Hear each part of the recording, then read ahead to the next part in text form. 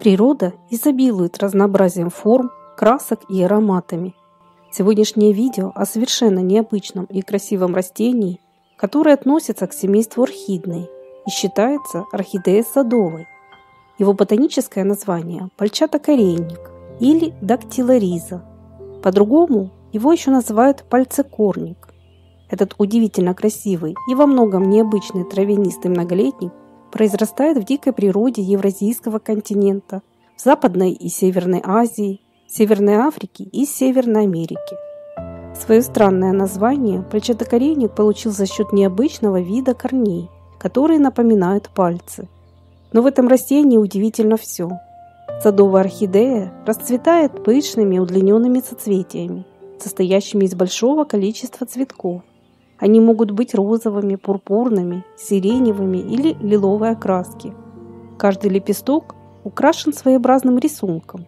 Но самое необычное, что их форма по виду похожа на парящую птицу. Высота стеблей достигает от 25 до 60 см, редко около 1 метра. Густые колосья садовых орхидей очень эффектно выделяются на фоне прочих растений и красиво смотрятся в групповой посадке. Такое растение в природе встречается на влажных и сухих лугах, в лесах и даже на заболоченных участках с кислой почвой. Однако есть виды, как, например, пальчатокорейник фукса, которые, наоборот, предпочитают известковый состав. Садовые орхидеи хорошо растут на открытых и полутенистых местах. Они также приживутся на берегах садовых водоемов или под кронами высоких кустарников и деревьев. Это достаточно выносливое растение, которое переносит не только повышенную влажность, но и суровые морозы, ниже минус 25 градусов по Цельсию.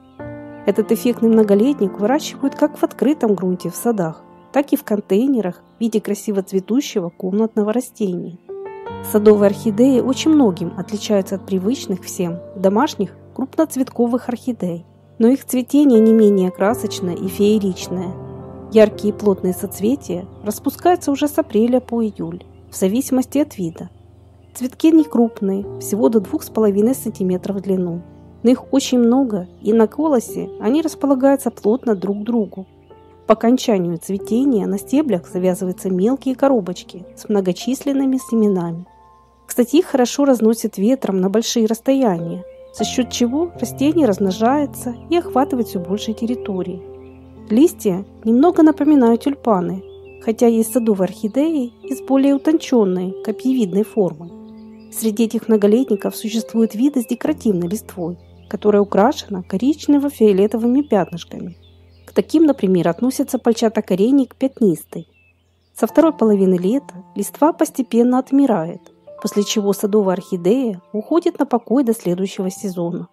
Очень важно не спешить с обрезкой желтеющих листьев и дождаться их полного усыхания. Это нужно для формирования и накопления необходимых питательных веществ в клубнях. Перед морозами надземную часть обрезают на уровне 5 см от почвы. Особенностью этого многолетника является тесное взаимодействие его корнеклубней с почвенной микоризой.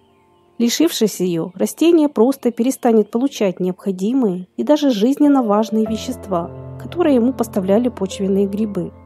Именно этот тесный симбиоз в некотором роде осложняет приживаемость диких видов в культурном садоводстве. Также хочу заранее предупредить, что этот многолетник во многих странах имеет охранный статус. Размножить садовую орхидею можно семенами и корнеклубнями, но семенной метод имеет свои сложности. Дело в том, что для прорастания семенам тоже важно сотрудничество необходимой им почвенной микоризы.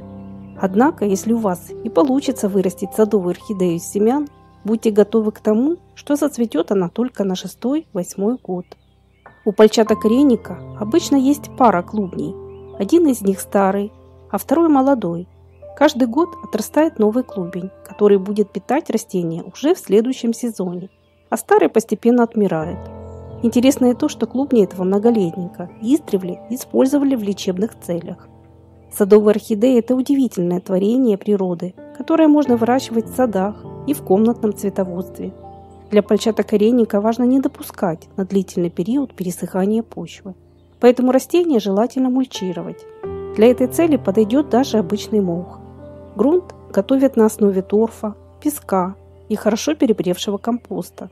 В состав также можно добавить измельченный мох сфагнум, мелкую кору деревьев и кусочки древесного угля. Видам, предпочитающим более кислый состав, обязательно добавляют кислый торф или грунт с pH около 4–4,5 единиц. Подберите для этого многолетника определенное место в саду и по возможности не беспокойте его пересадками.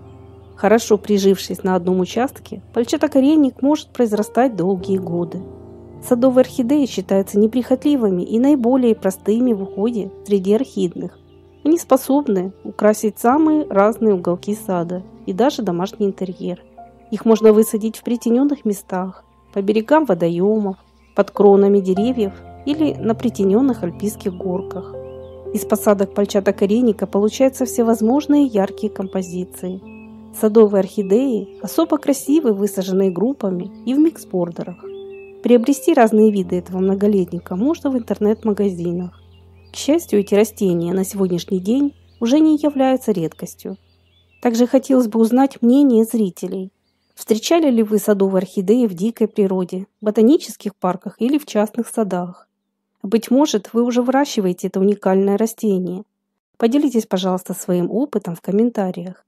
А если вам эта информация была интересной, не забудьте, пожалуйста, поставить лайк и до новых встреч на нашем канале.